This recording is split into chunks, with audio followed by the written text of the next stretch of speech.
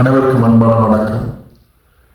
அண்மையில் இலங்கை நாடாளுமன்ற உறுப்பினர் தமிழ்நாட்டுக்கு சென்று அங்கே சில நிகழ்வுகளை கலந்து கொண்டார்.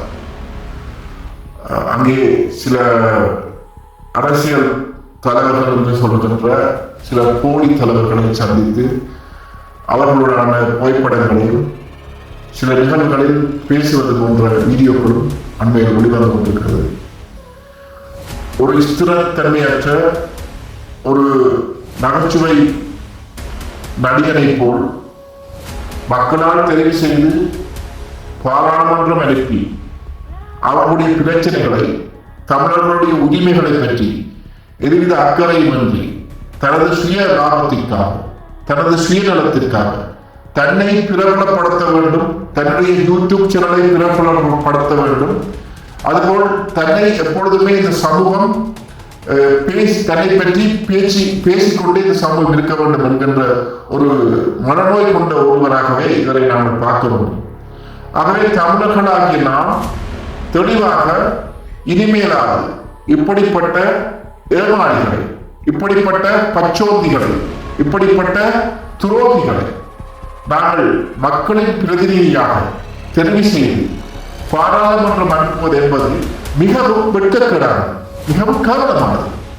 எங்களுடைய பிரச்சனைகளை, எங்களுடைய துன்பங்களை, எங்கள் மக்கள் படுகின்ற இன்னல்களை அங்கே சென்று அங்கே அதை பற்றி பேசி அந்த மக்களின் பிரச்சனைக்கு தீர்வு காண வேண்டிய பொறுப்பு இங்கே தெரிவு செய்து அனுப்பப்படுகின்ற அந்த பாராளுமன்ற உறுப்பினருடைய பொறுப்பாக இருக்கிறது. அப்படி இருக்கின்ற வேளையில் இந்த வைத்தியர் அர்ச்சுனா தன்னை பற்றி பிரபலப்படுத்தவும், தன்னுடைய சுயநல வாழ்வுக்காகவும், தன்னுடைய சுயநல லாபத்திற்காகவும் மக்களின் அந்த மக்களால் தெரிவு செய்து அனுப்பப்பட்ட அந்த பாராளுமன்றம் என்கின்ற அந்த வரப்பிரசாதத்தை தவறாக பயன்படுத்தி இன்று பல நாடுகளுக்கு சென்று வந்துள்ளார். எல்லா நாட்டுக்கும் போகும் பொழுது அங்கே ஏதாவது ஒரு பிரச்சனை, ஏதாவது ஒரு வில்லங்கத்தையும் அங்கே இருக்கிறவர்களை தவறாக பேசுவது, அந்த மக்களை தவறாக பேசுவது. அண்மையில் அண்மையில் சென்ற இந்தியா பயணத்தின் போது கூட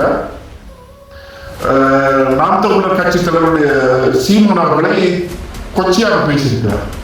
அங்கே தமிழர்கள் அழைப்புக்கு துணை போன விடுதலை சிறுத்தைகளுடைய தலைவர் தொல் திருமாவளவன் அவரை போய் சந்திக்கிறார். அவர் இந்த தமிழ் சமூகத்திற்கு ஒரு மிகப்பெரிய ஒரு துரோகியாக அவர் இருக்கிறார்.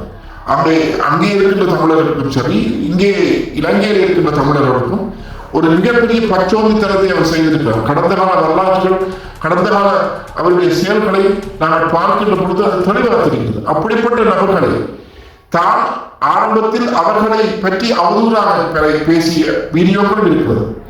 அப்படிப்பட்ட நபரை இன்று ஏதோ தமிழர்களை காக்க வந்தவர்களை போல அங்கே சென்று அவர்களோடு பேசி அவர்களை சார்ந்தவர்களை மகிழ்ச்சிப்படுத்துவதற்காக இந்த நிகழ்ச்சியில் ஈடுபட்டுக் கொண்டிருக்கிறார். அண்மையில் தெரிவு செய்யப்பட்ட தமிழக முதலமைச்சராக தெரிவு செய்யப்பட்ட நடிகர் விஜய் அவர்கள் ஒரு அனுபவம் ஆன அரசியல்வாதி அல்ல. அவர் ஒரு நடிகராக, ஒரு மிக பிரபலியமான நடிகராக திரைத்துறையில் இருந்தவர். அதன் பிறகு ஏதோ ஒரு வகையில் அவர் 2 வருடங்கள் அரசியல் கட்சியை ஆரம்பித்து அந்த மக்களுடைய அந்த சினிமா என்கின்ற மூட நம்பிக்கையும், சினிமாவின் மீது அவர்கள் அந்த மக்கள் கொண்டுள்ள மோகத்தின் மூலம் அதை பயன்படுத்தி இன்று ஆட்சி அதிகாரத்துக்கு ஏதோ ஒரு வகை வந்து காங்கிரஸோடு கூட்டி சேர்ந்து ஆட்சி அமைத்திருக்கிறார்.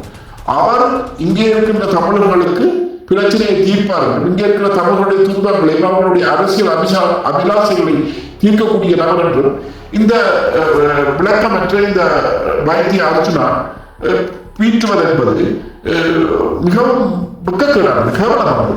ஆகவே தமிழ் மக்கள் தயவு செய்து இருவரும் காலங்களில் இப்படியான நபர்களை புறக்கணித்து எங்களுடைய மக்களுடைய பிரச்சனையை, எங்களுடைய அரசியல் பிரச்சனையை, அரசியல் உரிமைகளை, எங்களுடைய மக்கள் படுகின்ற இன்னல்களை தீர்க்கக்கூடிய தலைவர்களை இனிவரும் காலத்திலாவது தேர்ந்தெடுத்து பாராளுமன்றம் அனுப்பி அந்த பிரச்சனைக்கான தீர்வுகளை காண வேண்டும் என்று இந்த வீடியோ வாயில் அவர்களை அனைவரையும் கேட்டுக்கொள்கிறேன்.